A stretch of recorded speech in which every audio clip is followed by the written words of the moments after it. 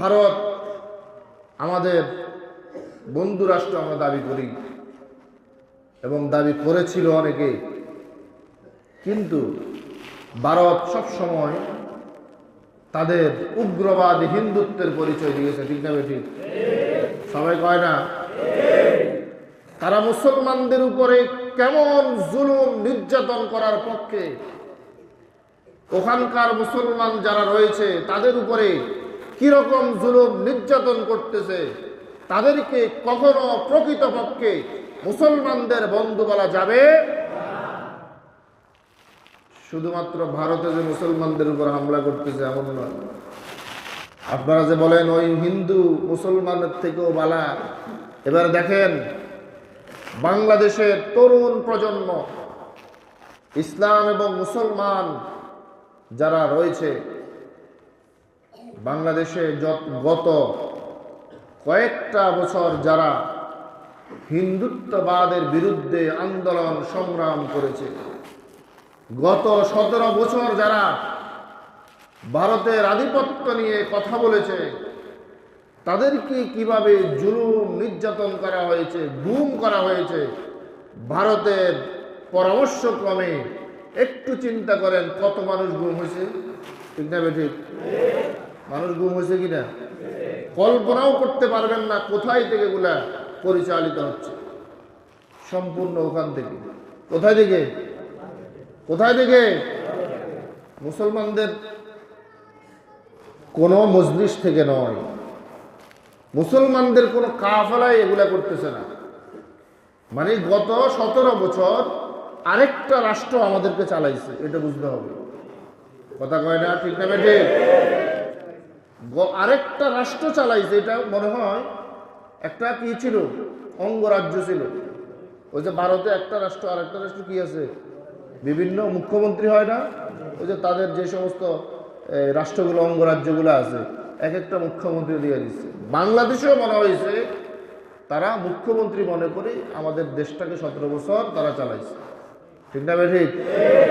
এই জন্য ভারতের আধিপত্য নিয়ে যারা কথা বলেছে তাদের উপরে জুলুম করা হয়েছে, নির্যাতন করা হয়েছে, এমনকি তাদেরকে গুম পর্যন্ত করা হয়েছে। ঠিক না ঠিক? দেখেন না ওই যে ইলিয়াস আলী, ছিলেন আপনারা? কথা কয় না, ছিলেন কিনা? ইলিয়াস আলী আজ পর্যন্ত কোনো হদিস আছে?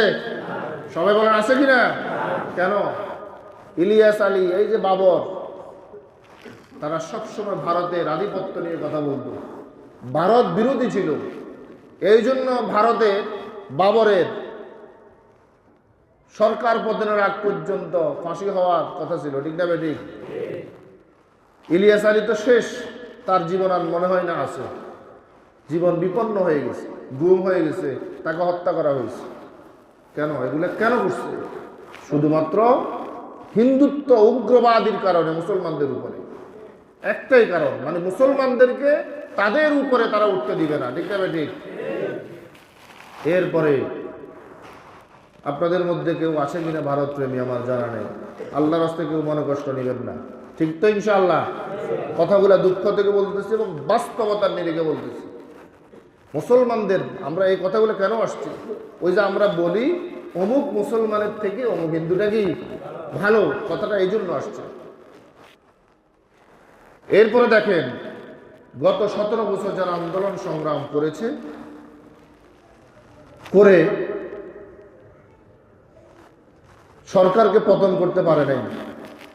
কারণ একটা, আন্দোলন সংগ্রাম করতে গেলেই জুলুমের মাত্রা বেড়ে যেত, আন্দোলন সংগ্রাম করতে গেলেই গুম হয়ে যেত, আন্দোলন সংগ্রাম করতে গেলেই ব্রাশ ফায়ার করে মেরে ফেলত। তখনই আল্লাহ সুবহানাহু ওয়া তাআলার পক্ষ থেকে এমন একটি ফয়সালা আসছে, আমরা সবাই তখন বলতাম এই সরকারকে মনে হয় আল্লাহ ছাড়া আর কেউ সরাতে পারবে না। আমরা এই কথা বলতাম না? মানে সে এত শক্তিধর হয়ে গিয়েছিল, মানুষ মনে মনে বলতো আল্লাহ ছাড়া তাকে কেউ সরাতে পারবে না।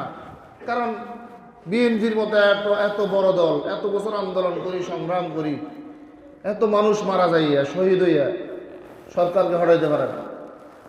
আল্লাহ সুবহানাহু আল্লাহ রাসূল বলেন, মানুষের যেখানে জুলুম নির্যাতন করতে করতে তার উপরে যত রকমের শাস্তি আছে যদি পড়ে, ওই ব্যক্তি যদি মাজলুম হয়, মাজলুমের চেষ্টা যেখানে শেষ, আল্লাহর রহমত সেখান থেকে শুরু। সুবহানাল্লাহ। মাজলুমের চেষ্টা যেখানে শেষ, আল্লাহর রহমত সেখান থেকে কি শুরু।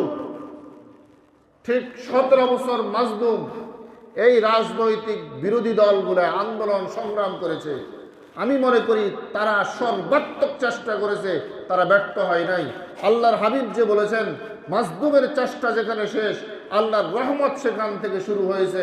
ওই আল্লাহর রহমত আমাদের জন্য একদল তরুণ প্রজন্ম এমনভাবে দাঁড়াইছে, ডাল হয়ে দাঁড়াইছে, যেখানে তারা গুলি কি জিনিস সেটাকে কোনোভাবে ভ্রুক্ষেপ করে নাই। কথা ঠিক না ঠিক?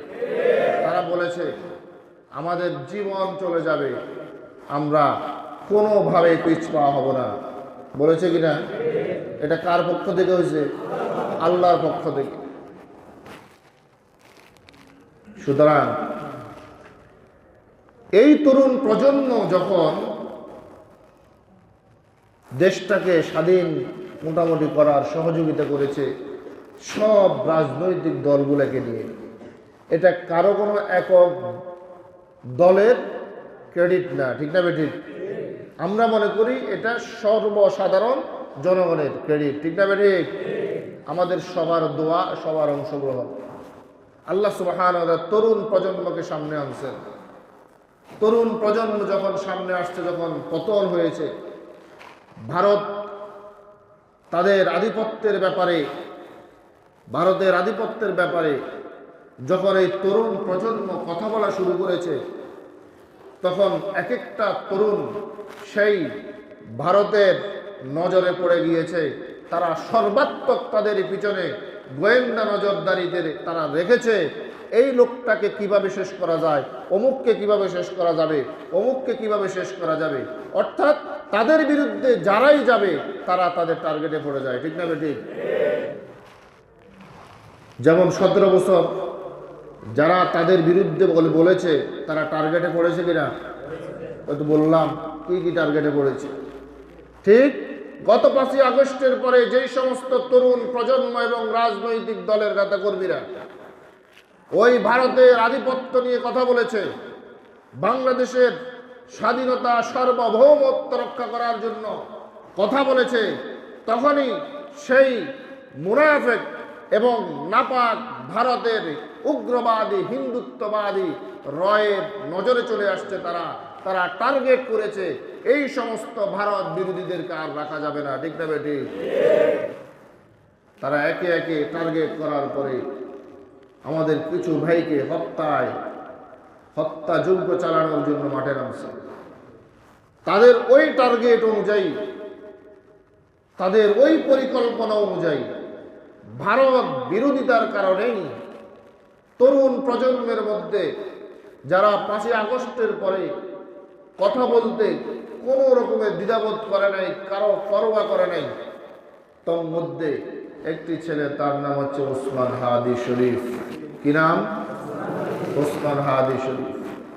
শরীফ ওসমান হাদি, এই ছেলেটা ভারতের বিরুদ্ধে এবং জুলুমের বিরুদ্ধে এত পরিমাণ কথা বলতো, তারা তাকে টার্গেট করে নিয়েছে, তাকে পৃথিবীতে আর বাঁচতে দেওয়া হবে না। এই কারণেই গত জুমাতে, আজকের এই দিনে জুমার নামাজের পরেই তাকে ওই জালেম ভারতের রয়ের এজেন্ট যারা রয়েছে এবং ভারতকে যারা বাংলাদেশে থেকে সহযোগিতা করেছে, যারা বলেছে ভারতকে আমরা যা দিয়েছি আগামী 100 বছর মনে রাখতে হবে, তাদের পরিকল্পনা অনুযায়ী, তাদের সিদ্ধান্ত অনুযায়ী, তাদের চক্রান্ত অনুযায়ী এই শরীফ ওসমান হাদিকে হত্যা করা হয়েছে। ঠিক না বেটি? আমরা এর তীব্র নিন্দা জানাচ্ছি, সাথে সাথে দোয়া করছি আল্লাহ যাতে শরীফ ওসমান হাদিকে শহীদি মর্যাদা দান করে। সকলে বলি আমিন। আরো জোরে বলেন আমিন। এভাবে এক একজন মুসলমানকে শরীফ ওসমান হাদির মতো ঈমানদার হতে হবে, বলতে হবে কোনো রক্তচক্ষুকে উপেক্ষা করা যাবে না। তাদের চোখে আঙ্গুল রেখে কথা বলতে হবে। আমরা ইসলাম এবং মুসলমান, আমাদের কণ্ঠ সবসময় উঁচু থাকবে, কেউ আমাদের কণ্ঠকে নিস্তব্ধ করতে পারবে না। ঠিক না বেটি? আমরা সবসময়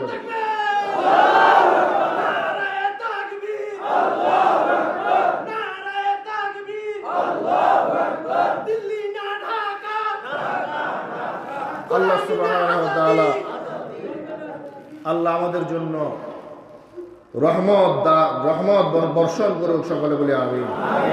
মুসলমানদের কপালে কি রয়েছে আল্লাহ মাহবুব জানে। আল্লাহ ছাড়া আমাদের সহযোগিতার কেউ নেই। আমাদেরকে আমেরিকাও সহযোগিতা করবে না, আমাদেরকে ভারত তো করতেছেই না। এক কথায় মুসলমানদের বন্ধু কে? আল্লাহ। আল্লাহ ছাড়া আমাদের কোনো বন্ধু নেই।